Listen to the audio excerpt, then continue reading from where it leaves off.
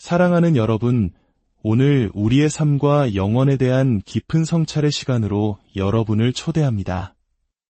이 영상을 통해 주님의 말씀이 여러분의 마음에 큰 울림과 은혜로 다가가기를 소망합니다. 잠시 세상의 분주함을 내려놓고 우리 영혼을 위한 귀한 메시지에 귀 기울여 주십시오.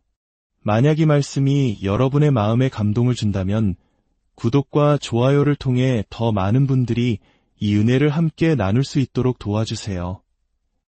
여러분의 작은 손길이 누군가에게는 가장 필요한 순간에 큰 위로와 희망이 될 수 있습니다. 주님의 이름으로 여러분 모두를 축복합니다. 오늘 저는 여러분과 함께 한 사람의 영원한 운명을 갈라놓은 결정적인 죄가 무엇이었는지에 대해 이야기 나누고자 합니다. 예수님께서 직접 들려주신 이야기 속에 등장하는 한 부자, 그는 죽어서 지옥에 갔습니다. 도대체 그가 지옥에 갈 수밖에 없었던 그 치명적인 죄는 무엇이었을까요? 아마 이 자리에 계신 많은 분들이 그 답을 궁금해하실 겁니다. 저 또한 그랬습니다. 그래서 오늘 그 누구도 그와 같은 실수를 반복하지 않도록 그가 저지른 죄가 무엇이었는지 명확하게 여러분께 말씀드리고자 합니다. 누가복음 16장 19절은 그가 이 땅에 살았을 때 아주 부유한 사람이었다고 기록하고 있습니다. 저는 스스로에게 물었습니다. 혹시 그가 부자였기 때문에 지옥에 간 것은 아닐까? 여러분은 어떻게 생각하십니까? 부자라는 것이 지옥에 갈 이유가 될 수 있을까요? 아닙니다. 절대로 그렇지 않습니다. 저도 여러분의 생각에 동의합니다. 부자는 부유했기 때문에 지옥에 간 것이 아니며 그의 집문 앞에서 구걸하던 가난한 나사로는 가난했기 때문에 천국에 간 것이 아닙니다. 어느 날 밤 화려한 궁전 안에서 부자는 죽음을 맞이했고 같은 시간 궁전 밖에서는 가난한 나사로가 세상을 떠났습니다. 부자가 이 땅에서 눈을 감고 다음 순간 눈을 떴을 때 그는 지옥의 불길 한가운데에 있었습니다. 이것은 제가 지어낸 이야기가 아닙니다. 바로 우리 주 예수님께서 직접 하신 말씀입니다. 아멘. 부자는 죽어 곧바로 지옥으로 갔습니다. 그리고 예수님께서는 이어서 말씀하셨습니다. 가난한 나사로는 죽자 천사들에게 이끌려 믿음의 조상 아브라함의 품, 즉 위로와 평안이 가득한 낙원, 천국으로 갔다고 말입니다. 그곳은 기쁨과 안식이 있는 곳이었습니다. 할렐루야. 바로 그때 기적과도 같은 일이 일어났습니다. 지옥에 있던 부자가 고통 속에서 위를 올려다보았을 때 그는 자신의 눈을 믿을 수 없었습니다. 그의 시선이 저 멀리 천국에 닿았던 것입니다.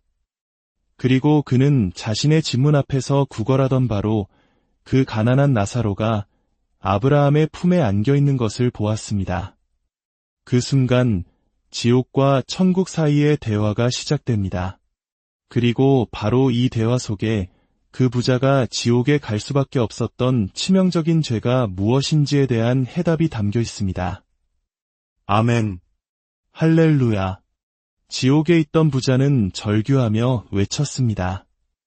아버지 아브라함이여, 제발 나사로를 보내시어 그 손가락 끝에 물 한 방울이라도 찍어 제 혀를 서늘하게 해주소서. 제가 이 불꽃 가운데서 너무나 고통받고 있습니다.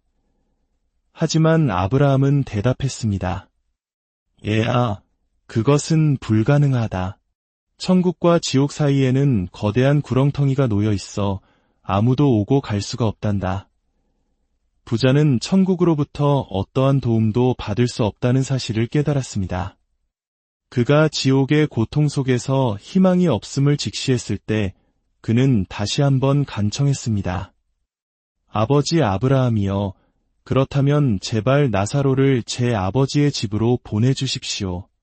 제게는 아직 이 땅에 5명의 형제들이 있습니다.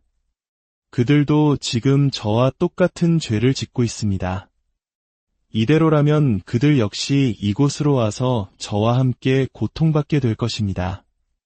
제발 죽은 자 가운데서 누구라도 살려서 그들에게 보내어 이 끔찍한 곳에 오지 않도록 경고하게 해주십시오. 그는 예수님을 통해 구원받아야 한다고 형제들에게 알려주기를 원했습니다. 그러나 아브라함의 대답은 단호했습니다. 그들에게는 모세와 선지자들이 있다. 이 말씀은 곧 그들에게 하나님의 말씀인 성경이 있고 그 말씀을 전하는 설교자들이 있다는 의미였습니다. 만약 그들이 하나님의 말씀을 믿지 않는다면 죽은 자가 다시 살아나서 그들에게 찾아간다 해도 믿지 않을 것이다. 이제 저는 이야기의 가장 핵심적인 부분으로 여러분을 안내하고자 합니다. 제가 믿기에 이 부자를 지옥으로 이끈 치명적인 죄가 무엇이었는지 이제 말씀드릴 준비가 되었습니다. 30절에서 부자는 아브라함의 대답에 이렇게 외칩니다. 아닙니다. 아버지 아브라함이여. 죽은 자에게서 그들에게 가는 자가 있으면 회개할 것입니다. 아닙니다. 아버지 아브라함이여. 바로 그 순간 성령님께서 제 마음에 말씀하기 시작하셨습니다. 여기에 바로 이 사람을 지옥으로 이끈 죄가 무엇인지 볼 수 있다. 여러분, 귀 기울여 들어주십시오. 이것이 핵심입니다.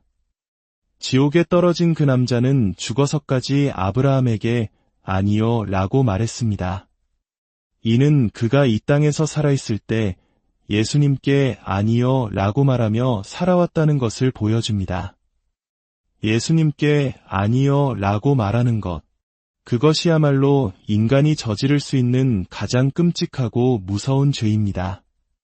오늘 저녁 저는 지극히 높으신 하나님의 종으로서 이 자리에 섰습니다. 그리고 그 구원의 이름을 다시 한번 외치고자 합니다.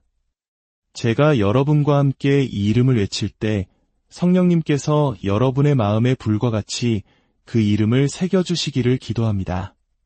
그리하여 여러분이 영원히 그 이름을 잊지 않게 되기를 소망합니다. 그 이름은 세상 가장 놀라운 이름입니다.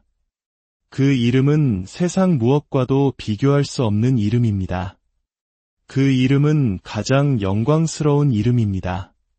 그 이름은 모든 이름 위에 뛰어난 이름입니다. 그 이름은 바로 예수 그리스도입니다. 사랑하는 친구 여러분, 방금 들으신 이야기에서 한 가지를 다시 강조하고 싶습니다. 아브라함이 부자의 요청에 답하며 말했습니다.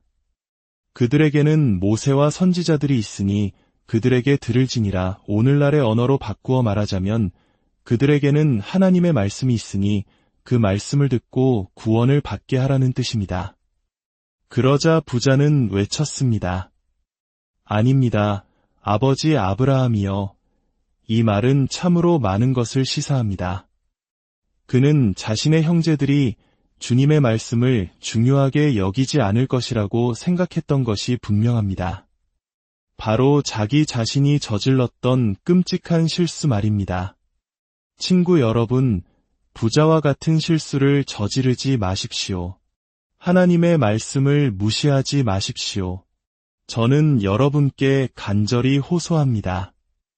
여러분은 하늘로부터 온 표적을 보았을지 모르지만 그 표적의 기능은 여러분을 살아계신 구원자이시며 여러분 영혼의 사랑이신 예수 그리스도께로 인도하는 것입니다. 그분은 여러분을 위해 자신의 피를 흘리신 분이며 하나님의 말씀은 이렇게 선포합니다. 누구든지 주의 이름을 부르는 자는 구원을 받으리라. 그 이름이 바로 예수의 이름입니다. 저는 여러분이 바로 이 순간 이 생명의 발걸음을 내딛도록 초대합니다.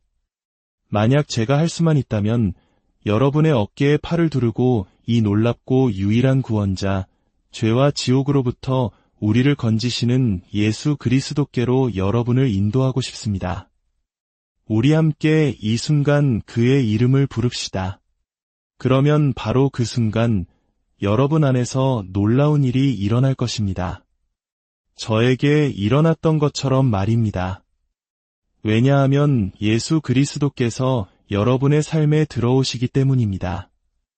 이제 저를 따라 진심을 다해 이 기도를 드리십시오. 마음의 가장 깊은 곳에서부터 신뢰와 헌신으로 드릴 때 하늘은 침묵하지 않고 응답하실 것입니다. 함께 기도하겠습니다. 저를 따라 고백해 주십시오. 사랑하는 주 예수 그리스도님, 저는 주님의 말씀을 들었고 주님의 초대에 응답합니다. 저는 예수님께 예라고 말합니다. 저는 구원받기를 원합니다. 저는 죄와 사탄에게 아니요라고 말합니다. 저의 모든 죄를 회개하며 제 삶을 주님께 맡깁니다. 이제 제 입으로 고백하는 것을 제 마음으로 믿습니다. 저는 하나님의 자녀입니다. 예수 그리스도는 저의 구원자이십니다. 저는 거듭났습니다.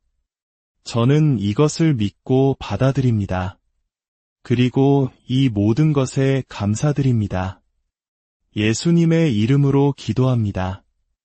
아멘. 이제 믿음으로 받아들이십시오. 여러분은 이제 하나님의 자녀이며 이 순간부터 천국을 향한 여정을 시작했습니다. 주님의 이름으로 여러분